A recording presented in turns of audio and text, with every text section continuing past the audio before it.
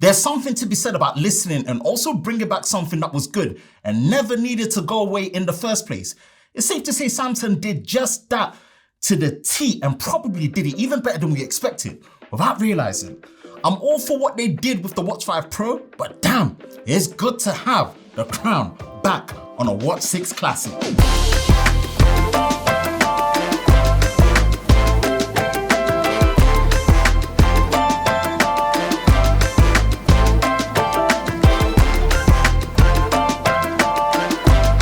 Unboxing of the Watch 6 Classic and what comes with it. I've got the black color in the 47mm size, which comes with the watch, charger, and standard paperwork. Let's start with the design and build quality, and of course, I will focus more on the Watch 6 Classic and use the Watch 5 Pro as reference. The obvious with the design is the return of the rotating physical crown compared to the inner curve of the Watch 5 Pro with the digital rotating crown.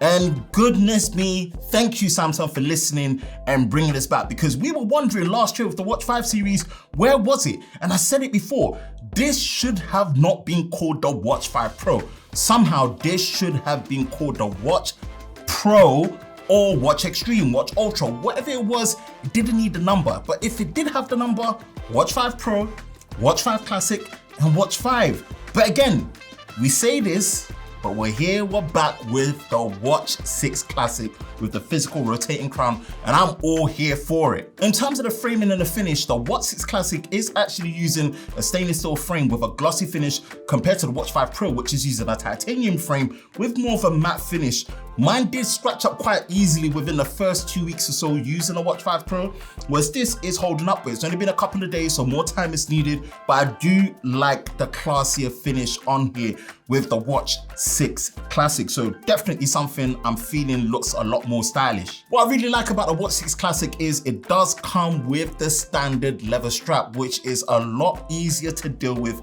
compared to the D-buckle strap that was on the Watch 5 Pro. If you watch my early unboxings and review on the Watch 5 Pro, I just never really got along with it. I just like the more traditional strap, and I know this is more of the ruggedized approach, but it did block things like when using reverse wireless charging with PowerShare, you couldn't really do it with the strap on. You kind of have to take the strap off and put it on, where it's not really a problem with the Watch 6 Classic. This is more of the traditional feel and look. And I do struggle with watches and wearing them most of the time, but it's a lot easier when it comes to the traditional leather strap compared to the D-buckle. So it's a win for me on the Watch 6 Classic. Overall, as much as it is hard to compare these two because they sit in their own category within the Galaxy Watch series, I will say when it comes to the design and the overall build quality, more the design and feel, I definitely much prefer the Watch 6 Classic compared to the Watch 5 Pro, even though this is a solid, ruggedized piece of wearable.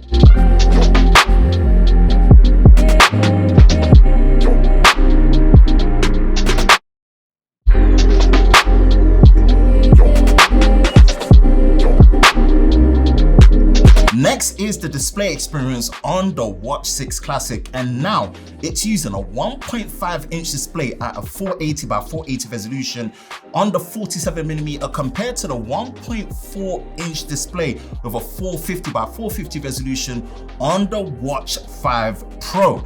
This is a major improvement, and this is all down to the fact that they've slimmed the bezels by up to 30%. They've actually made the rotating crown physically slimmer, so the viewing experience actually increases by 20%. And I know it seems like, oh, it's not really that much of a difference. I promise you, this is such a major difference in aesthetic, where although the watch is near enough the same size or slightly bigger, the display canvas just feels so much better and much more fuller. And this is something I'm really appreciating about it. And of course, with the physical rotating crown, you have less finger interaction on the display. So actually, in terms of physically seeing the display more, you see it more because your fingers are just not touching up the display. And that's what makes this display experience on a Watch 6 Classic that much better. And brightness, 2000 nits of peak maximum brightness is what they've now rated for this display. So again, overall usability, especially when outdoors, is going to be so much better on a Watch 6 Classic. And again, it holds well on a Watch 5 Pro.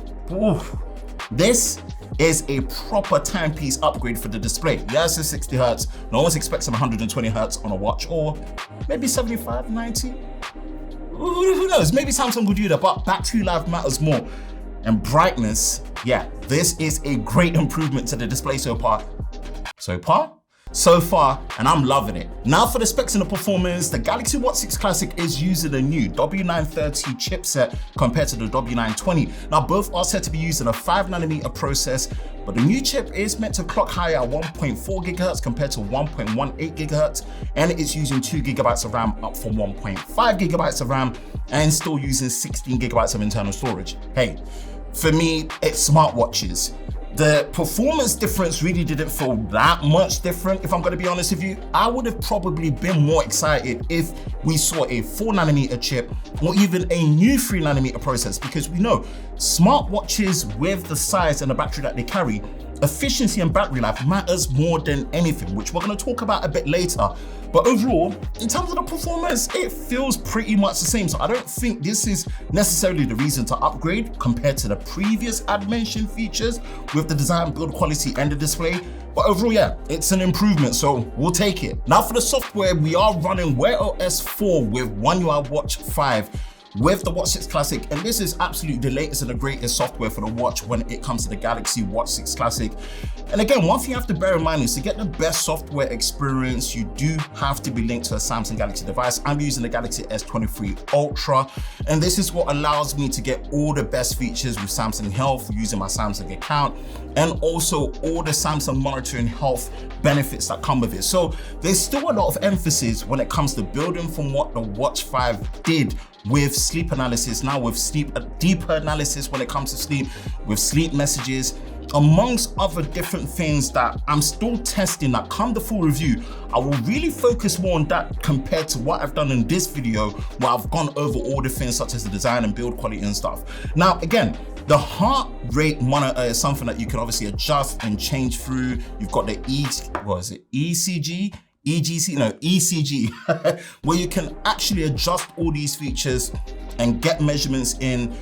But of course, you have the body temperature. Now the body temperature sensor is there still. The only thing is, natively, it supports more of the menstrual cycle measurements. I'm making a lot of mistakes, but anyway, we rock with it. But natively, it's not something that you could just use by itself. You do have to get a third-party app to actually use it for different temperature measurements, which I'm still testing to see how it works and how it goes. But overall, the software, it pretty much feels as you would expect it to feel from before. There isn't that much of a difference, but again, more time is needed to really see how it optimizes, especially when it comes to the battery life, which we're going to talk about next. Now for the battery life experience, it does see an increase to 425 milliamps, which is an increase from the previous. Now, it's still not on the level of the Watch 5 Pro, which is 590 milliamps. And last year, I made a joke that, boy, the battery life on the Watch 5 Pro lasts longer than most people's modern day relationships, which really is testament to just how this does not die.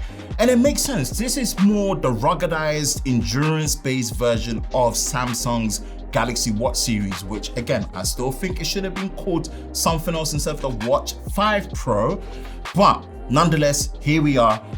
The battery life on here is extraordinary. And for me personally, in terms of obviously the brighter display and still being on a 5nm chip, I don't think the battery life is going to trump what we get on a Watch 5 Pro, even though it has been improved. And I think if you use it reasonably, optimize it, use auto brightness, screen off time, using it less than a minute, and all the different things that come with it, and depending on how you do your measurements regularly or manually, you should still get good battery life. But again, I'll report back and see what the experience is with the battery life overall.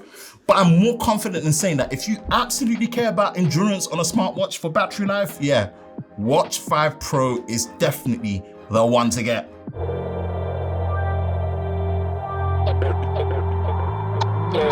Now, the starting price of the Galaxy Watch 6 Classic in the 47mm is around £399, and obviously it can go up if you decide to get the LTE model with mobile cellular connectivity.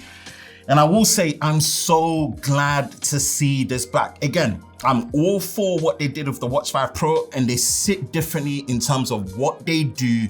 But you told me which one to pick so far.